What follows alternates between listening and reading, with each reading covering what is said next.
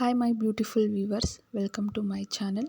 ಇಂಥ ಸೂಚನೆ ಇರುವಂಥ ಮನೆಗಳಿಗೆ ಮಹಾಲಕ್ಷ್ಮಿಯವರು ಎಂದೂ ಬರೋದಿಲ್ಲ. ಹಾಗೆ ದಾರಿದ್ರ್ಯ ಬರೋಕ್ಕಿಂತ ಮುಂಚೆ ಈ ಸೂಚನೆಗಳ ಅನುಭವ ನಮಗೆ ಆಗುತ್ತೆ. ಈ ಸೂಚನೆಗಳು ನಿಮಗೆ ಸಿಗ್ತಿದೆಯಾ ಅನ್ನೋದನ್ನು ನೀವೇ ಪರೀಕ್ಷೆ ಮಾಡಿ.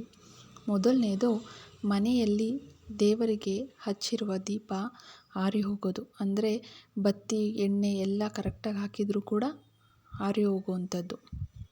ಎರಡನೇದು, ಹಾಕಿರುವ ಹೂವು ಬೇಗ ಬಾಡಿ ಹೋಗೋದು. ಎಷ್ಟೇ ಫ್ರೆಶ್ ಆಗಿರೋ ಹೂವು ಹಾಕಿದರೂ ಕೂಡ ಬಾಡಿ ಹೋಗೋದು. ಮೂರನೇದು, ಆಲಸ್ಯತನ ಮತ್ತು ಸೋಮಾರಿತನ, ಕೆಲಸ ಮಾಡೋದಕ್ಕೆ ಇಂಟ್ರೆಸ್ಟೇ ಇಲ್ಲದೆ ಇರೋ ಥರ ಆಗುವಂಥದ್ದು. 4, ದೇವರಿಗೆ ಪೂಜೆ ಮಾಡಲು ಮನಸ್ಸು ಬರದಿರುವುದು.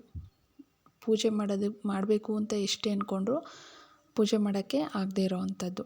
5ನೇದು, ಮನೆಯಲ್ಲಿ ಹಾಲು ಒಡೆದು ಹೋಗುವುದು. 6ನೇದು, ಮನೆಯಲ್ಲಿ ಮಾಡಿರುವ ಅನ್ನ ಬೇಗ ಹಳಸಿ ಹೋಗೋದು. ಎಷ್ಟೇ ಕರೆಕ್ಟಾಗಿ ಅನ್ನ ಮಾಡಿದರೂ ಕೂಡ ಬೇಗ ಹಳಸಿ ಹೋಗುವಂಥದ್ದು. 7ನೇದು, ಸಣ್ಣ ಪುಟ್ಟ ವಿಷಯಕ್ಕೆ ಜಗಳ ಆಗುವುದು. 8ನೇದು, ಸುಮ್ಮನೆ ಕುಳಿತಿರುವಾಗ ಅಳು ಬರುವುದು. 9, ಬೇರೆಯವರು ನಿಮ್ಮ ಮನೆಯಲ್ಲಿ ಮಾತನಾಡಲು ಬಂದು ಅಳುವುದು. ಬೇರೆಯವರು ನಿಮ್ಮ ಮನೆಗೆ ಸುಮ್ಮನೆ ಅಂತ ಬಂದರೂ ಕೂಡ ಸುಮ್ಮನೆ ನಿಮ್ಮ ಮನೇಲಿ ಅವರು ವಿಷಯ ಹೇಳ್ಕೊಂಡು ಅಳುವಂಥದ್ದು. 10, ಮನೆಯಲ್ಲಿ ಕೆಲಸ ಮಾಡುವಾಗ ಗಾಜಿನ ವಸ್ತುಗಳು ಒಡೆದು ಹೋಗುವುದು. ಶುಭ ಕಾರ್ಯಗಳು ಮಾಡಲು ಅಪಶಕುನ ಉಂಟಾಗುವಂಥದ್ದು. 12, ತುಳಸಿ ಗಿಡ ಒಣಗಿ ಹೋಗುವುದು. 13, ಶುಭ ಕಾರ್ಯಕ್ಕೆ ಹೋಗುವಾಗ ಅಡೆತಡೆಗಳು ಉಂಟಾಗುವುದು. 14, ಮನೆಯ ಮುಂಬಾಗಿಲ ಬಳಿ ನಾಯಿಗಳು ಅಳುವುದು. 15, ಮನೆಯ ಒಳಗಡೆ ಬಾವಲಿಗಳು ಬರುವುದು.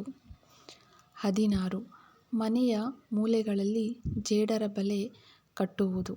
ಎಷ್ಟೇ ನೀಟಾಗಿ ಮಾಡಿದ್ರೂ ಕೂಡ ಧೂಳು ಜಾಸ್ತಿ ಆಗೋದು, ಜೇಡರ ಬಲೆ ಮೂಲೆಯಲ್ಲೆಲ್ಲ ಬೇಗ ಬೇಗ ಕಟ್ಟುವಂಥದ್ದು. 17, ರಾತ್ರಿ ಕೆಟ್ಟ ಕನಸುಗಳು ಬರುವುದು. 18, ಮನೆಯ ಮುಖ್ಯಸ್ಥರ ಆರೋಗ್ಯ ವ್ಯತ್ಯಾಸವಾಗುವುದು. 19, ಮನೆಯ ಸಾಕು ಪ್ರಾಣಿಗಳು ಸಾಯುವುದು. 20, ಮಂಗಳಕರ ವಸ್ತುಗಳು ಕೈತಪ್ಪಿ ಕೆಳಗೆ ಬೀಳುವುದು. ಸಣ್ಣ ಪುಟ್ಟ ವಿಷಯಕ್ಕೆ ಜಗಳ ಆಗುವುದು. ಮನೆಯಲ್ಲಿ ಕನ್ನಡಿ ಅಥವಾ ಹೂವು ಮತ್ತು ಕುಂಕುಮ, ಅರಿಶಿನ ಈ ಥರ ದೇವ್ರಿಗೆ ಪೂಜೆ ಮಾಡಬೇಕು ಅಂತ ಹೋಗೋ ಟೈಮ್ನಲ್ಲಿ ಕೆಳಗಡೆ ಬಿದ್ದೋಗೋದು. ಅದಷ್ಟಕ್ಕದೇ ನಾವು ಎಷ್ಟೇ ಹುಷಾರಾಗಿ ಇಟ್ಕೊಂಡಿದ್ರೂ ಕೂಡ ಮಂಗಳ ದ್ರವ್ಯಗಳು ಕೈ ಜಾರಿ ಕೆಳಗೆ ಬೀಳುವಂಥದ್ದು. ಈ ವಿಡಿಯೋ ನಿಮಗೆಲ್ಲ ಇಷ್ಟ ಆದರೆ ಪ್ಲೀಸ್ ಸಬ್ಸ್ಕ್ರೈಬ್ ಮಾಡಿ. ಹಾಗೆ ವಿಡಿಯೋಗೆ ಒಂದು ಲೈಕ್ ಕೊಡೋದನ್ನ ಮರಿಬೇಡಿ. Thanks for watching.